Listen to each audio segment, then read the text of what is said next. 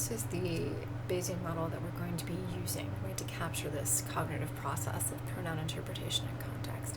And the idea is that, again, the modeled listener is trying to interpret the pronoun, in this case, say, as the subject, which maybe has singular morphology on it, so a subject singular, alpha for antecedent, which is our technical term for a potential pronoun interpretation in this case, right? So a potential interpretation of a subject that is singular, so the probability of that, given the linguistic context, which involves the pronoun's form, which could be null or overt in the case of ella in Spanish.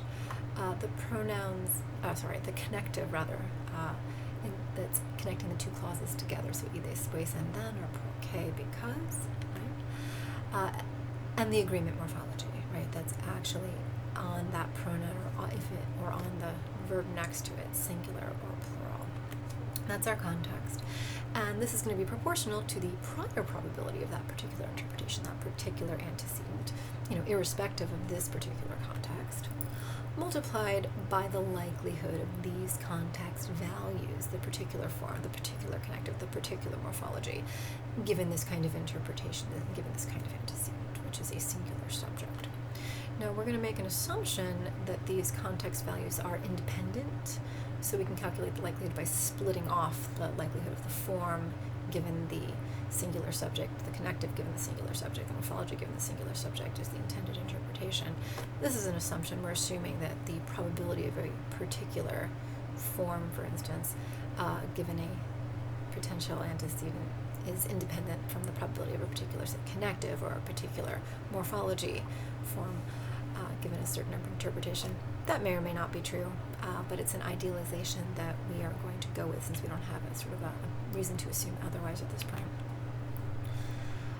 So this is our baseline model, right? And so it has accurate representations of the information, right, of prior likelihood, and it's going to accurately deploy those representations in the moment by including all that information in its calculation. Now, what happens when we have a modeled listener who has inaccurate representations? Now, this could involve inaccurately representing, say, the prior, or the likelihood, any of these likelihoods, or both. Right? These are inaccurately representing some kind of information that would otherwise be accurate. So we implement this in our model as a softmax on the true probability, prior or likelihood, with what we call a contrast parameter, sigma. And this is the softmax equation, and you can see with the e to the sigma times the natural log of the probability kind of just works out to raising the probability to that sigma value, which is why it has this kind of contrasty effect, which I'll show you in a moment. When sigma is less than 1, probability differences are smoothed away, right? So if we start with, say, a probability distribution where sigma equals 1, the probabilities remain accurate. So if we start with, say, 0.324 versus 0.676, if we change that to a sigma less than 1, we're smoothing away those differences. With a sigma, say, of 0.5, we end up with 0.409 versus 0.591. We're softening those. When sigma is greater than 1, probability differences are sharpened, right? So with a, say, a sigma of 2, probability now becomes 0.187 versus 0.813, right? We're sharpening, we're heightening those differences. So that's what sigma does. That's why we call it a contrast parameter. And this is a way to make representations inaccurate, is to change from a sigma equal to 1 to a sigma less than 1 or a sigma greater than 1. So we have one sigma for each information type, the prior and the form and the connective and the morphology and the likelihood. And each of our sigmas is going to range between 0.01 and 4, and we're going to see which sigma value combinations best predict child and adult pronoun interpretation behavior under our inaccurate representations variant. Now we also have inaccurate deployment, right? What about a modeled listener who has inaccurate deployment of information in the representation? So the information is going to be represented accurately. We're going to use the, say, true probabilities, but we're going to inaccurately deploy that information, the prior or the likelihood or both somehow. What does that mean? Well, here we're going to implement this inaccurate deployment as ignoring whatever information is inaccurately deployed. So for any piece of information, the modeled listener either pays attention to it and so uses it, or ignores it in that moment of trying to interpret that pronoun in that context, right? And so not using the information means not incorporating it into this inference. So to be more concrete about that, say if we're not going to use the prior, we're going to rely on a uniform prior. Just say, whatever, I don't care. The prior is going to be uniform, it's going to be uninformative, right?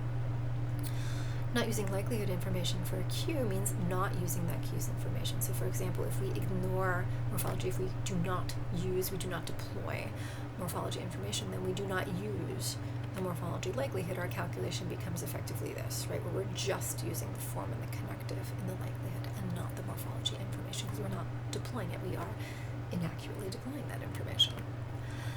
And so for any information, the model listener could use or not use it in that moment.